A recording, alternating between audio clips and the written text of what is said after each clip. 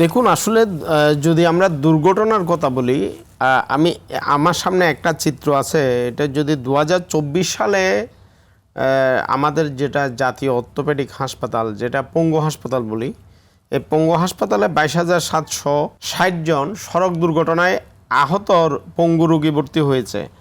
তার মধ্যে 4,177 জন শুধুমাত্র ব্যাটারি চালিত রিক্সা দুর্ঘটনায় আহত হয়ে পঙ্গু হয়ে এইখানে কেউ হাত হারিয়ে, কেউ পা হারিয়ে, কেউ কোমর ভেঙে এখানে ভর্তি হয়েছে।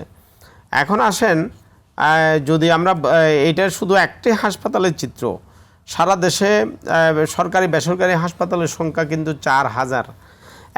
আপনি এখন যদি আমি ভাড়ার দিকে বলি আমরা কিভাবে ক্ষতিগ্রস্ত হচ্ছি, সেটা হলো মতিঝিল থেকে প্রেস ক্লাবের বাসের ভাড়া 10 টাকা, অটোরিকশার ভাড়া 50 টাকা।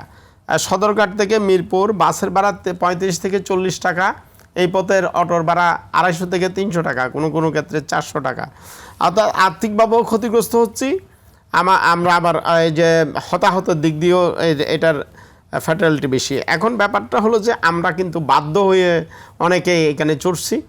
যারা সামর্থ্যবান তারা প্রাইভেট কার কেনার চেষ্টা করছে, আর যারা সামর্থ্যহীন তারা অটো বা অন্য কোনো বাহন ব্যবহার করছে। কারণ নগর পরিবহনে যে বাসগুলো আমাদের আছে, আমরা দীর্ঘদিন যাবৎ বলে আসছি, আপনি অর্থাৎ এই আরটিবি দীর্ঘ প্রায় আমার হিসাব মতো 1 দশক এই গণপরিবহনের মানোন্নয়নের জন্য, এই নগরীর মানুষের স্বস্তির সুবাতাস দেওয়ার জন্য, এই নগরীর মানুষের যাতায়াতের বিষয়গুলোকে সামনে নিয়ে এসে বহু সমস্যার সমাধানের জন্য আপনার পক্ষ থেকে প্রচেষ্টা আমরা দেখছি, আমরাও চেষ্টা করছি, সবাই মিলে চেষ্টা করছি। কিন্তু একটি বাসও আমরা সরাতে পারিনি, একটি এই যে লক্ষ্যচক্কর বাসও আমরা উচ্ছেদ করতে পারিনি, একটি রাস্তাও আমরা বাসের মান উন্নয়ন সমৃদ্ধ একটি রাস্তা আমরা এখনও পাইনি। এটা আসলে গত 20 বছরের চিত্র। যদি এমন নারকীয় অবস্থায় আমাদেরকে আসলে যাত্রী সাধারণকে বাধ্য হয়ে এই পরিবহনকে বেছে নিতে হয়েছে। একটু আগে আমাদের আনসারি সাহেব বলেছেন, আসলে এই লোকগুলো কর্মসংস্থানের কথা বলছে। যখন এই উচ্ছেদের কথা আসে তখনই কর্মসংস্থানের কথা আসে। আমার কাছে একটা পরিসংখ্যান আছে, আমাদের যেটা যাত্রী কল্যাণ সমিতির পরিসংখ্যান।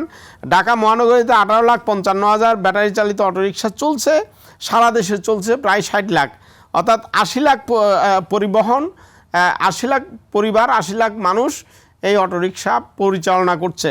আরও 5 থেকে 6 লাখ বিক্রয়, মেরামত, স্পেয়ার পার্টস, ব্যাটারি এবং রোডের চাঁদা আদায় সহ নানা কাজে জড়িত। অর্থাৎ 1 কোটি মানুষ এটার সাথে জড়িত। এরা আগে কি করত?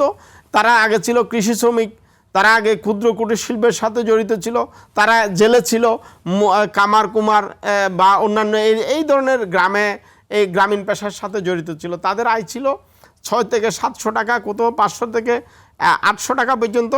এখন এই ঢাকা শহরে এসে তারা কোনো প্রকার লাইসেন্স ছাড়া, কোনো প্রকার অটোরিকশার নিবন্ধন ছাড়া একটা অটোরিকশা নিয়ে নেমে পড়ছে।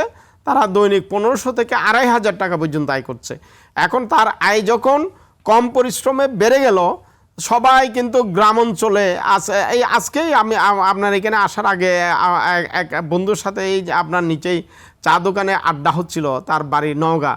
সে বলছে নওগাঁ অঞ্চলে আমাদের কৃষি বন্ধ হয়ে যাচ্ছে, যেটা একটা কৃষি প্রধান দেশ, কৃষি বন্ধ হয়ে যাচ্ছে, আমরা কোনো শ্রমিক পাচ্ছি না। এই যে আপনার গ্রামাঞ্চলে যে আপনার 3 ডাবল টাকা দিয়েও লোক পাওয়া যাচ্ছে না, কৃষি উৎপাদন খরচ বেড়ে যাচ্ছে, আর ওই সেই কাজগুলো যারা করে তারা সহজ এবং সস্তা কাজ করার জন্য ঢাকা শহরে এসে রীতিমতো এই শহরটাকে একটা বসবাস অযোগ্য। আমরা এখন পলিউশনের নগরীতে পরিণত হয়েছি।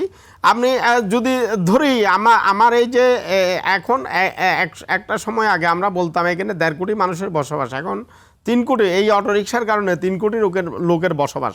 এই যে 3 কোটি লোকের বসবাস হলো, মানুষের গড়ে বর্জ্য ত্যাগ যে পরিমাণ হয়, এই রিক্সার জন্যই লোকজন এসছে। এই রিক্সা চালানোর জন্যই তো গ্রামগঞ্জ থেকে 10 থেকে 12 লাখ এই ঢাকা শহরে এসে উপস্থিত হয়েছে।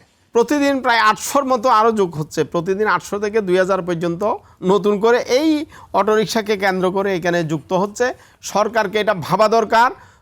এটা আসলে বন্ধের জন্য সরকার এই যে কয়েকদিন যাবৎ বলছে এটা বন্ধের পদক্ষেপ নেওয়া, আমি মনে করি এই ধরনের একটা ভুল বার্তা যাচ্ছে, যেটার মধ্যে দিয়ে এই উচ্ছেদ কার্যক্রমকে বাধাগ্রস্ত করবে। আমরা অতীতে দেখেছি উচ্ছেদ কার্যক্রম সরকার যখনই নেয়, একটি সড়কেও উচ্ছেদ কার্যক্রম নিলে সবাই সংগঠিত হয়ে এটার প্রতিরোধ করে, ফলে সরকারকে পেছনে আসতে বাধ্য হয়।